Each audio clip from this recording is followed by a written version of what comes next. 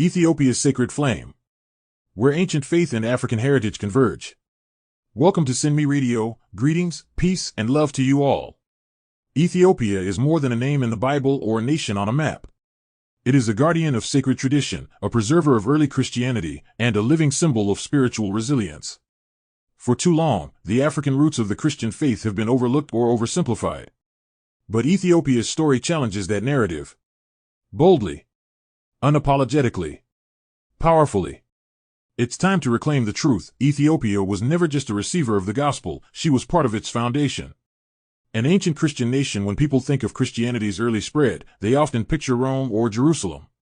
But centuries before cathedrals rose in Europe, Ethiopia had already embraced the message of Christ.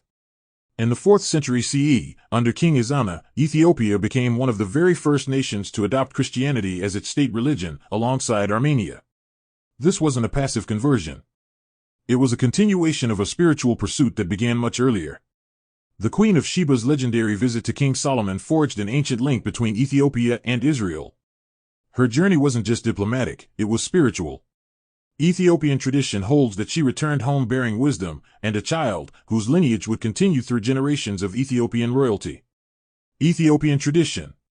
According to the Keber Nagast, an Ethiopian royal chronicle written in the 14th century, King Solomon and the Queen of Sheba, otherwise called Makeda, had a son named Menelik I.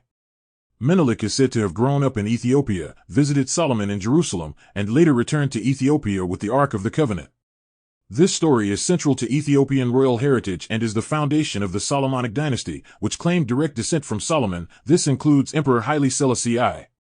Historical and archaeological perspective. There is no historical or archaeological evidence to verify that Solomon and the Queen of Sheba had a child.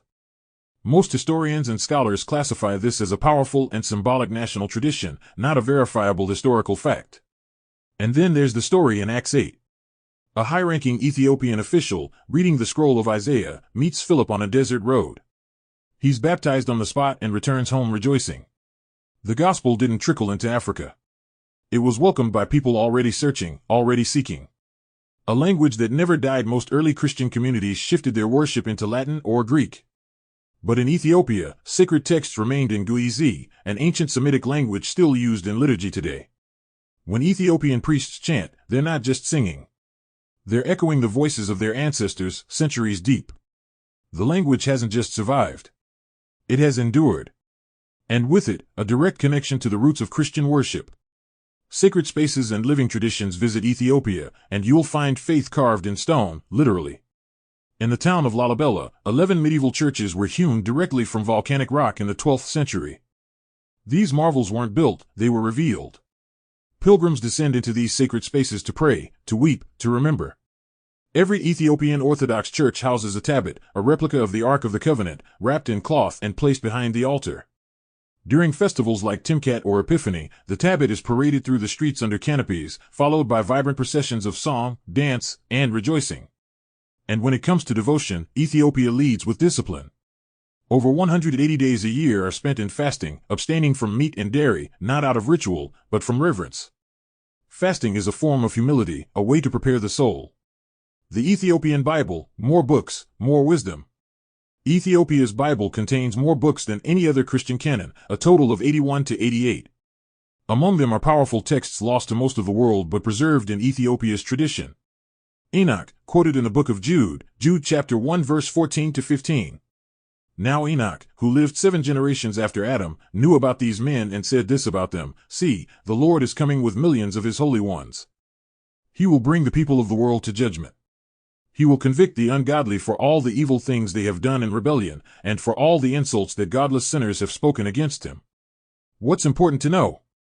This quote is not from the Old Testament, but is directly from the book of Enoch, 1 Enoch chapter 1 verse 9, an ancient Jewish text that was not included in the biblical canon of most Christian traditions. However, the Ethiopian Orthodox Tewahedo Church preserved 1 Enoch in its canon and still regards it as scripture. It offers a rich apocalyptic vision and spiritual insight. Jubilees retells Genesis and Exodus with a focus on justice and divine order. Maccabean, distinct from the Maccabees found in Catholic and Orthodox Bibles, reflects stories of righteous rebellion. The Ethiopic Didascalia provides early Christian instruction on community life, compassion, and spiritual equality. Why does this matter? Because while European church councils like Carthage were narrowing the biblical canon, Ethiopia, geographically isolated but spiritually fortified, held on to what others discarded. Not by accident, but by providence. Resisting empire, reclaiming legacy.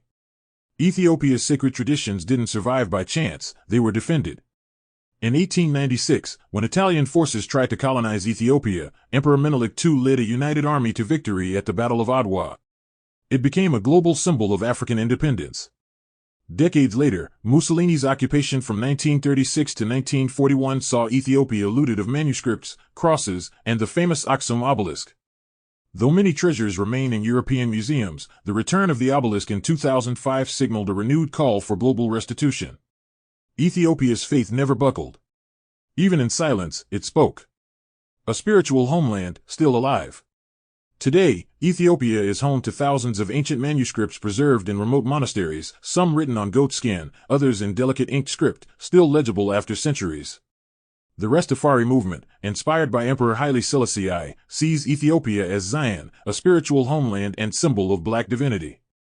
And while Ethiopia's priesthood remains male, women play powerful roles in spiritual life. From monastic nuns to Dedera, they uphold Ethiopia's rich heritage of liturgical song, prayer, and devotion.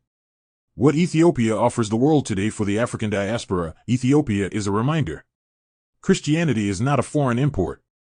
It was never born in slavery. Your spiritual roots go deeper than chains.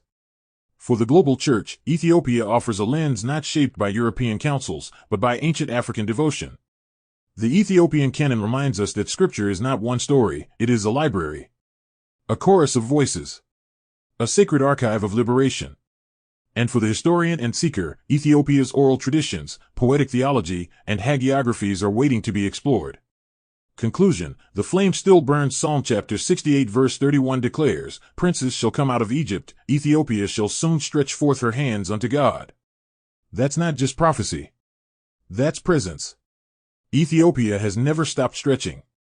She has preserved the word, defended the covenant, carried the flame. And now, as more eyes turn toward erased histories and silenced voices, Ethiopia's light shines again, brighter than ever. Subscribe to Send Me Radio, where the stories of the forgotten become the voice of the future. Where truth lives. Where faith roars. Disclaimer: this article honors Ethiopia's sacred traditions while acknowledging ongoing scholarly discussions. Some elements reflect deeply held spiritual beliefs, others are supported by historical record. Together, they reveal a nation that has not only survived but thrived as a keeper of the ancient flame.